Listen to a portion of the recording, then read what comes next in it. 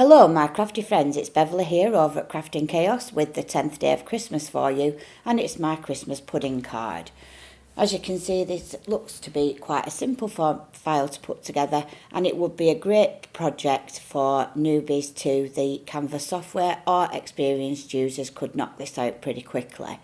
So if you are new to the Scan and Cut Canvas workspace, I use the online version because I have a Mac computer and they don't have a Canvas workspace for Mac users at this time, only for the Windows operating system.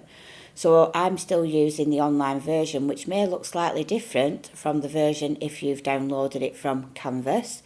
However, if you want to follow along and you want the same, I suggest you go to the online version for the purpose of the tutorial.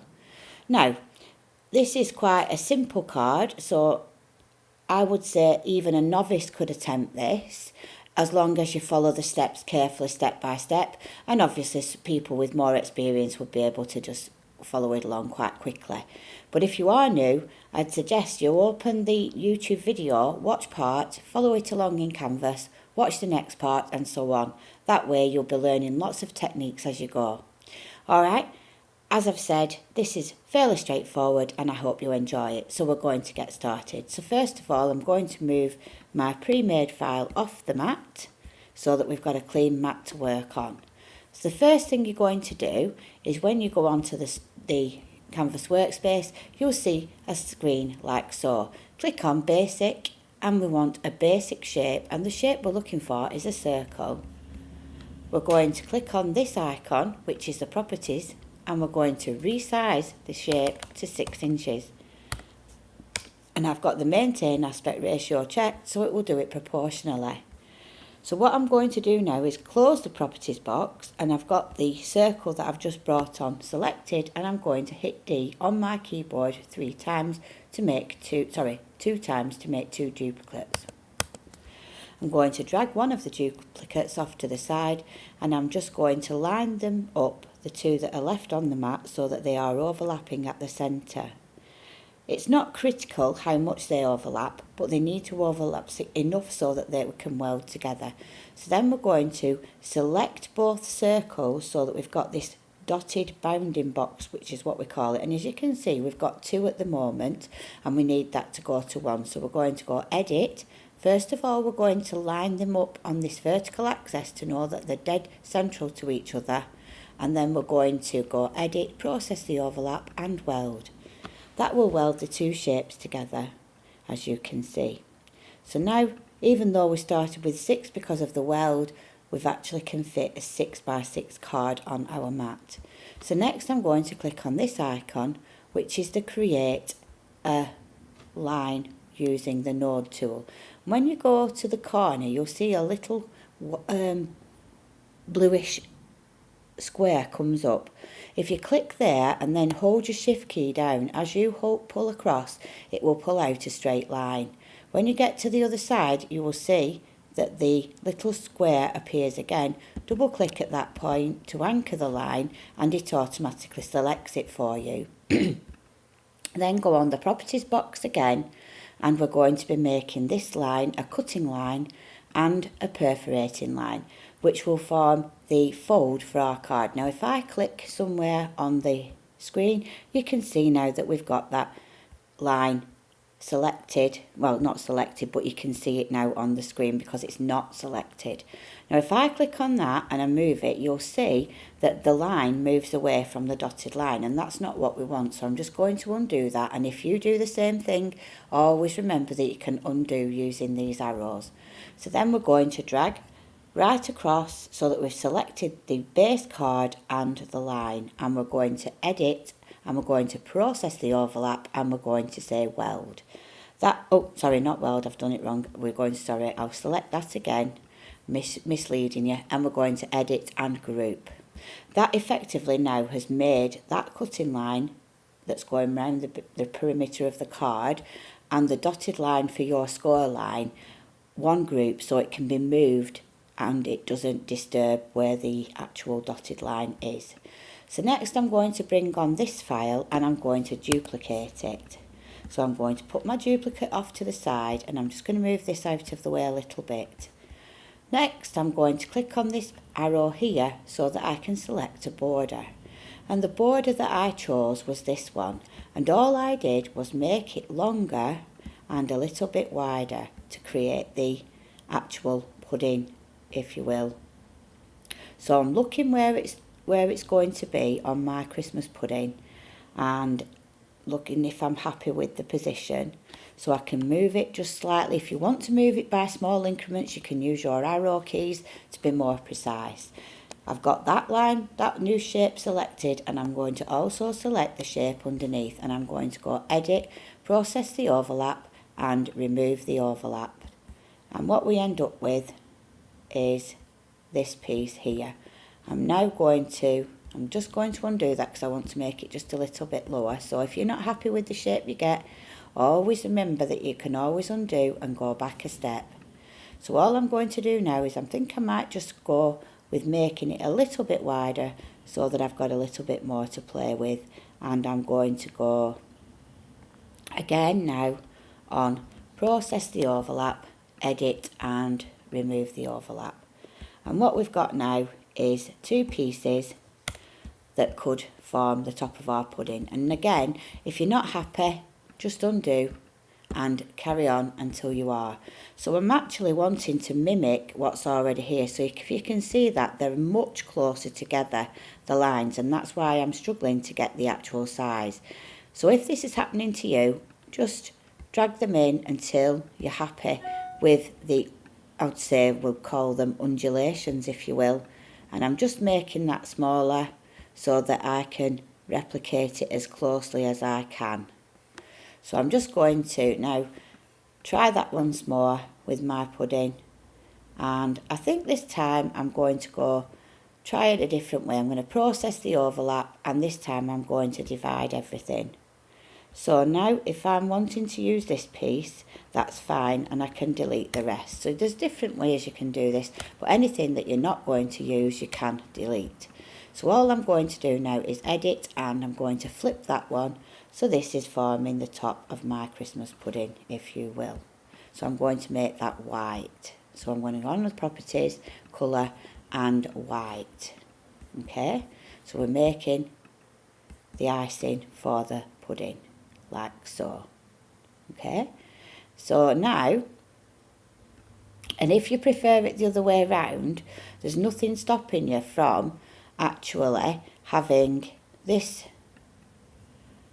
on the other side, so you could edit and flip it like so, and then you've got that base layer there, which is like so. And then if you wanted to further cut it again, you could go, I'm going to just make a duplicate of the file, and you can play around with this until you're happy with your icing, and that's what I suggest you do, because you're the one that's going to be ultimately using it. And I'm much happier with that now. But as you can see, I've got a small piece here that I don't want. So all I'll do is click on it, go edit, and we're going to divide. And that divides the two shapes. I can select the one I don't want, and then I'm happier with that as my icing. So that I'm going to make white. So as you can see, it's white. I'm now going to make a duplicate of that one, and I'm going to make it black, because that's going to form the base layer for on top of our card, which will also take into account the bit where we've actually going to have cut, if you will, because of the where we've welded it together to create the score line. That will now give us our perfect circle, as well as making the currants show from underneath the cake.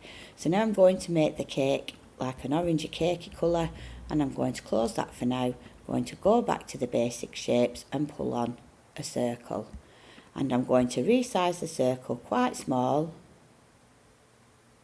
and I'm going to pull it into position, and I'm just going to duplicate it and then randomly place it on the actual pudding. So I've just duplicated it as many as you can, and I'm trying to not to be too contrived about this. I'm trying to do it loosely so that it looks like a Christmas pudding, rather than I've just put all the dots in where they're actually lined up and look too sterile and not random at all. So I'm actually doing that now, and it don't really need to go all the way to the top, so I'm going to stop there. And in fact, I'm going to remove that one because I think I'm quite happy. I might just move that one a little bit in. And you can play with this for a while if you wanted, but you just do it until it's pleasing to you. Okay?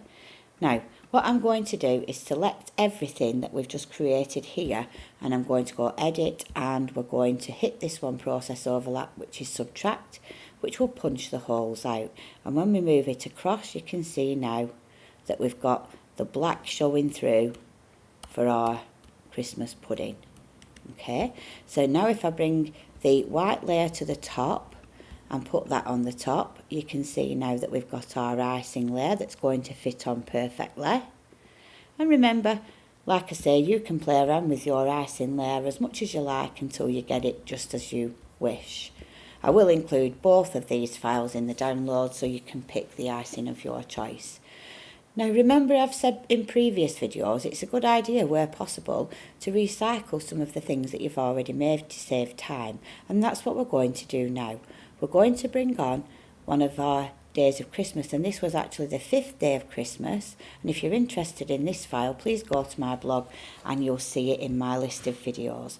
And all I'm going to do is, rather than creating the whole file again from scratch to make this Merry Christmas and the Holly, I'm just going to pinch them from this file. So I'm going to move that out of the way, select the parts that I want, and then I'm going to delete the rest. It's not deleting them from my computer.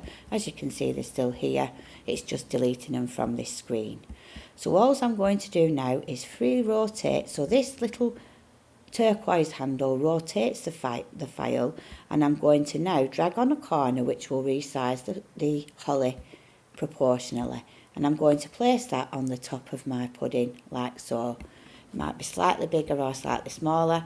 You can do it however it pleases you. And I'm just going to, at this point, to make the base card a colour as well, so we'll make it white, just so that we can see that that's going to pop up slightly from above that.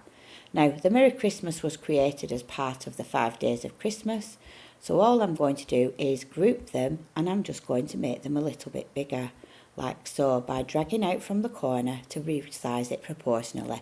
Alternatively, if you want to do it a specific size, you could use the size options from your properties box.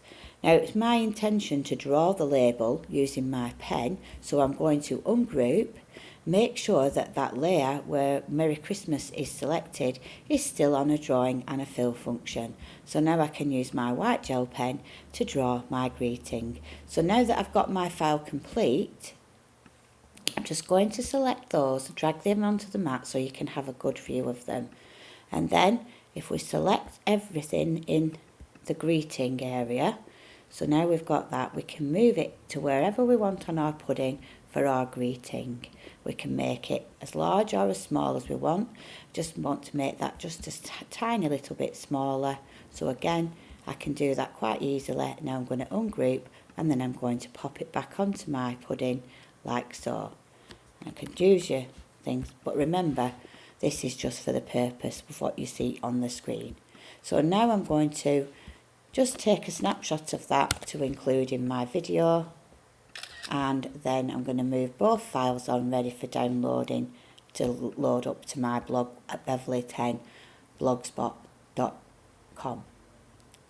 Okay, that's it for the 10th day of Christmas, this Christmas pudding card. I hope you've enjoyed it and you'll craft along.